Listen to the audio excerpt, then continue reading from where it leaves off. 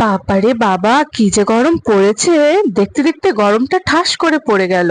এই তো কিছুদিন আগেও শীত করতো, কিন্তু এখন আর শীতের বালায় নেই। ফ্যান তো জোরসে চালাতে হচ্ছে, দিন কি রাত কি গরমে এবার শেষ। তো বন্ধুরা, এই গরমে কলিজা ঠান্ডা করা কোনো রেসিপি ভাবছিলাম। সব দিন তো তরকারি রান্নার ভিডিও দিয়ে দিচ্ছি, আজকে ভাবছি একটু কলিজা ঠান্ডা করা রেসিপি শেয়ার করব। তো চলে আসলাম সেই রেসিপিটা নিয়ে। নমস্কার বন্ধুরা, আমি কিন্তু তনুশ্রী, অনেক ভালো আছি। আজকের রেসিপি হচ্ছে ঠান্ডা ঠান্ডা সাবুর পায়েস, মিষ্টি মিষ্টি।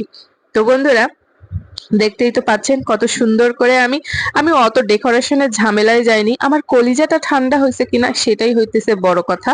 তো আজকে আমি আপনাদেরকে সাবুর পায়েস রান্না করে দেখাবো। এই সাবুর পায়েসটা শরীরকে ঠান্ডা করবে। আর আমি এখানে নিয়েছি, এই দেখেন, কাচের মতো যে সাবুটা, সেটা।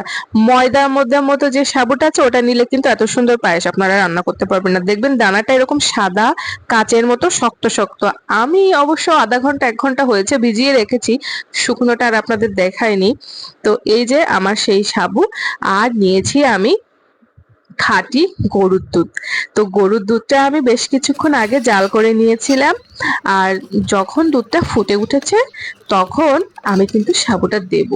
আর বন্ধুরা, এই সাবুর পায়েসটা আপনারা রান্না করে ফ্রিজে রেখে তারপরে বের করে যদি খান, অন্য রকমের একটা টেস্ট হবে। কেন জানেন? আজকের সাবুর পায়েসটা কিন্তু আমি আমার সেই গ্রামের খাঁটি খেজুর গুড় দিয়েই করব। তো শুধু খেজুর গুড় নয়, আজকে এমন একটা জিনিস দিয়ে সাবুর পায়েসটা রান্না করব না, ছোটবেলার কথাও মনে পড়ে যাবে। আচ্ছা বন্ধুরা, ছোটবেলায় মেলায় গিয়ে কদমা কিনতেন কেউ?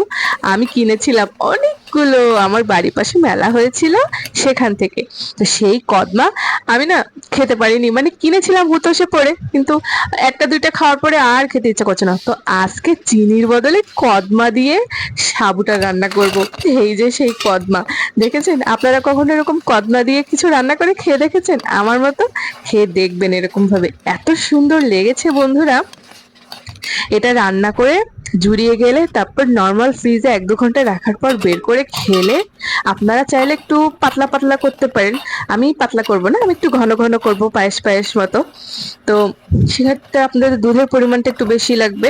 তো বন্ধুরা, এত সহজ। দেখতে পাচ্ছেন কি কি দিয়েছি। এই হলো খেজুরের গুড়, কিশমিশ, তেজপাতা, একটু এলাচ দিয়েছি, আর হয়ে গেছে। আর এই যে সেই খেজুরের গুড় আমি তো কিনে রেখেছিলাম, এটা দিয়ে দেব।